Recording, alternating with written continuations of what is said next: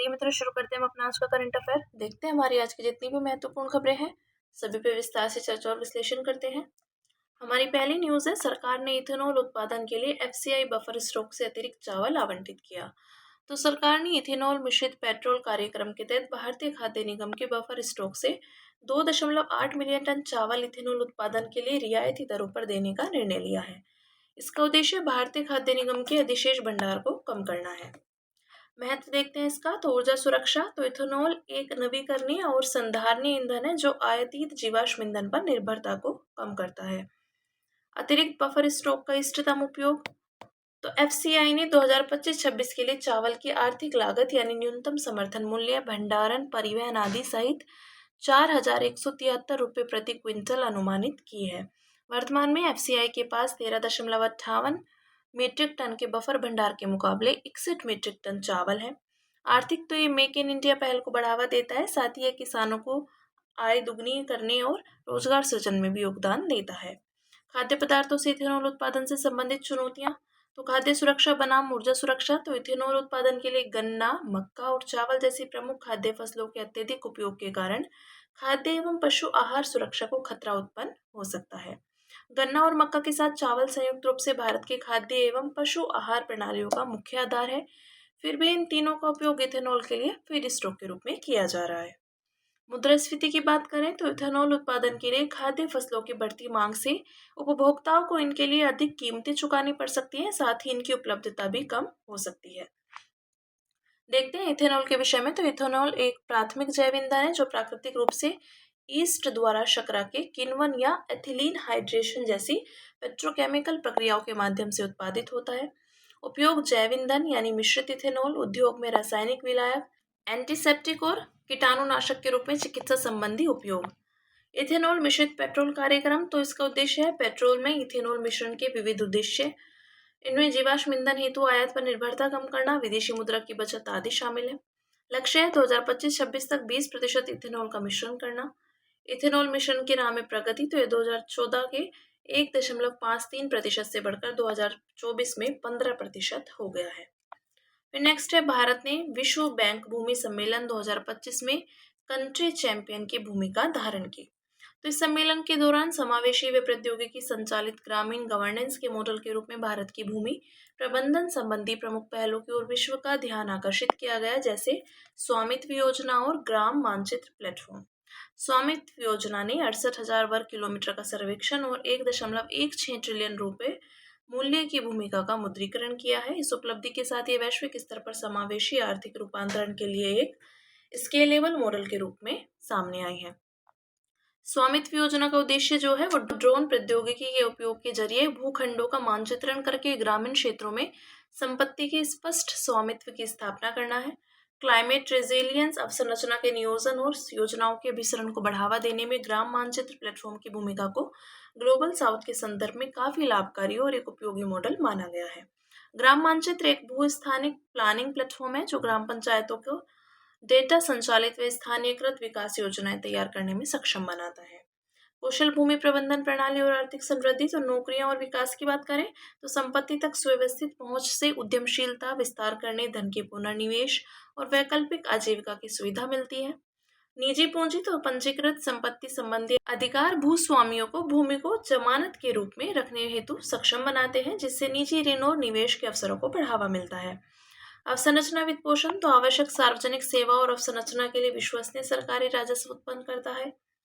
निम्न आय वाले देशों में भूमि और संपत्ति कर जीडीपी में मात्र 0.6% का योगदान करते हैं, जबकि औद्योगिक देशों में यह आंकड़ा 2.2% है। शहरी प्रबंधन, इससे शहरों के विकास की योजना बनाने, सार्वजनिक स्थानों की सुरक्षा करने, विकास के अवसरों की पहचान करने और आपदा जोखिमों का प्रबंधन करने में सहायता मिलती है। खाद्य सुरक्षा, तो इससे भूमि पर महिलाओं के स्वामित्व में सुधार द्वारा कृषि उत्पादन में 4% की वृद्धि हो सकती है। नेक्स्ट है, मानव द्वारा एंटीबायोटिक उपयोग से वैश्विक स्तर पर नदियों में प्रदूषण के स्तर का आकलन किया गया।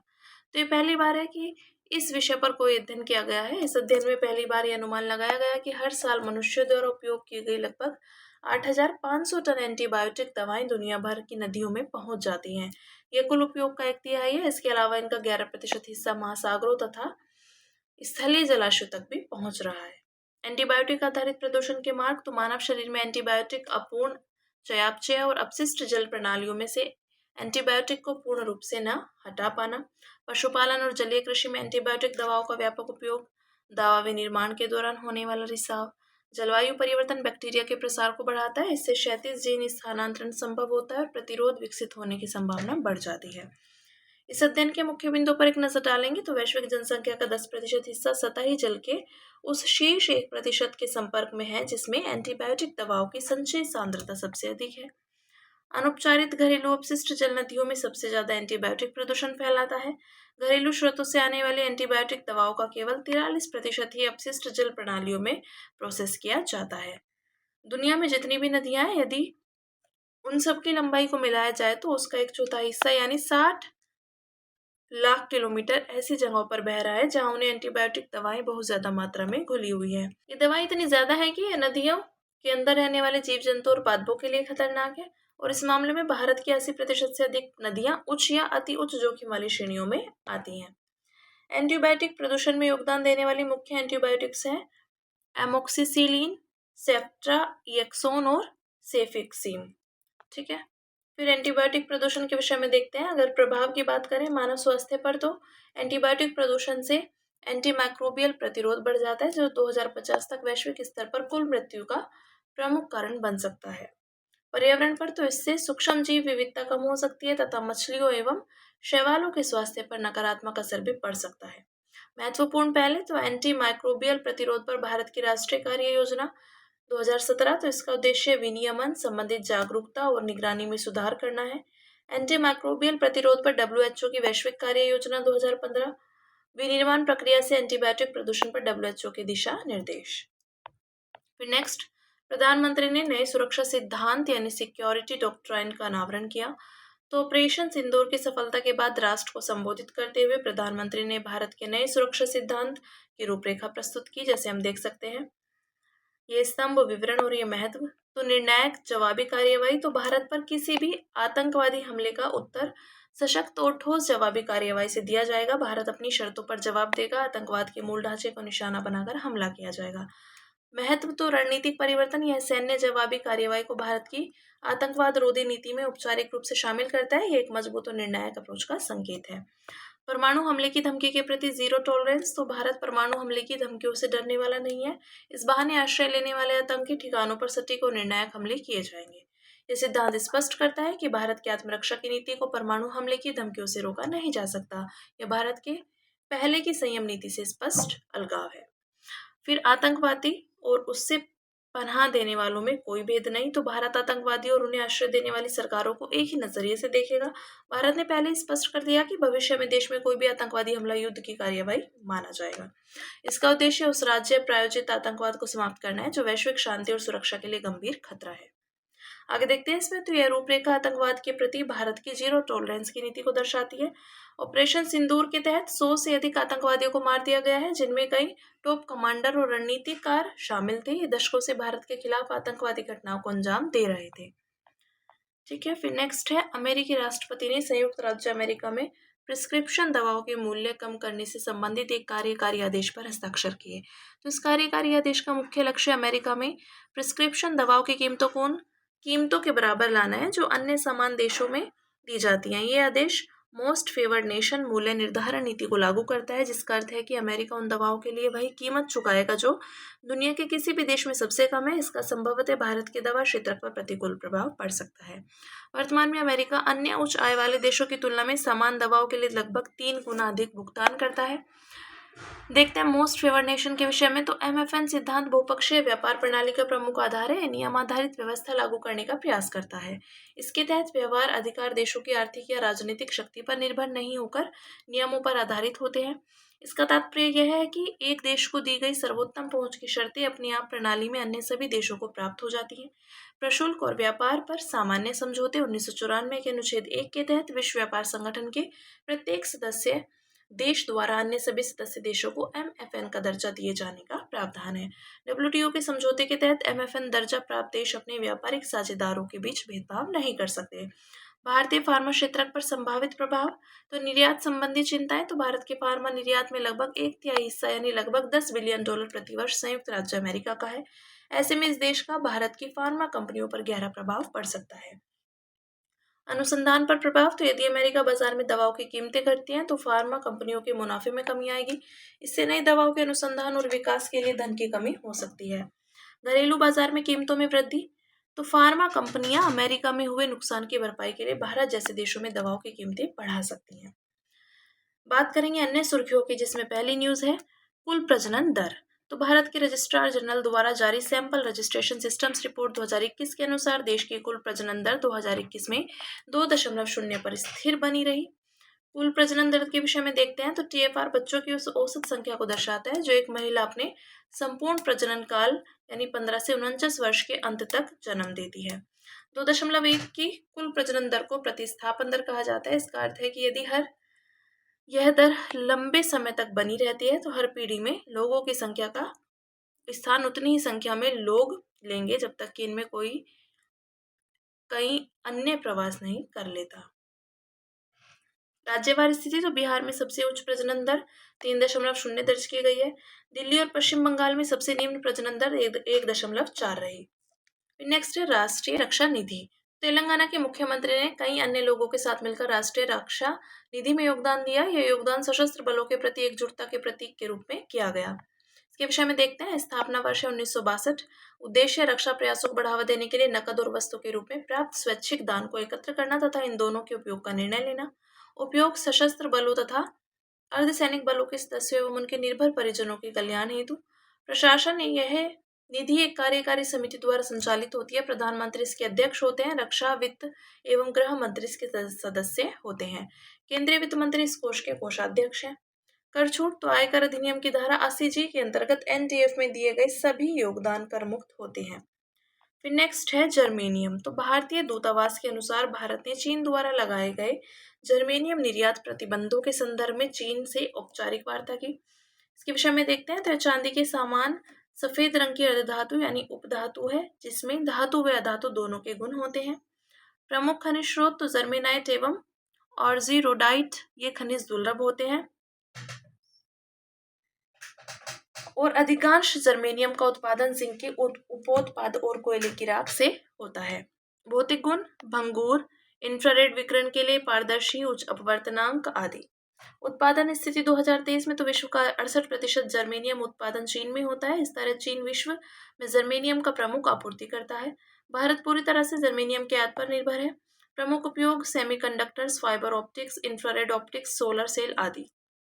नेक्स्ट, बास्केट स्नैकिंग और कन्फर्म शेमिंग के विषय में। तो केंद्रीय उपभोक्ता संरक्षण प्राधिकरण ने कई ऑनलाइन प्लेटफॉर्म्स को नोटिस जारी किए हैं जो बास्केट स्नैकिंग, कन्फर्म शेमिंग जैसे डार्क पैटर्न्स का उपयोग कर रहे थे। डार्क पैटर्न्स क्या है? तो डार्क पैटर्न्स वे छलपूर्ण डिजाइन तकनीकें होती हैं जो उपभोक्ताओं को बिना उनकी स्पष्ट सहमति के गलत निर्णय लेने के लिए प्रेरित या मजबूर करती है। ये उपभोक्ताओं के स्वतंत्र निर्णय लेने के अधिकार का उल्लंघन करती है।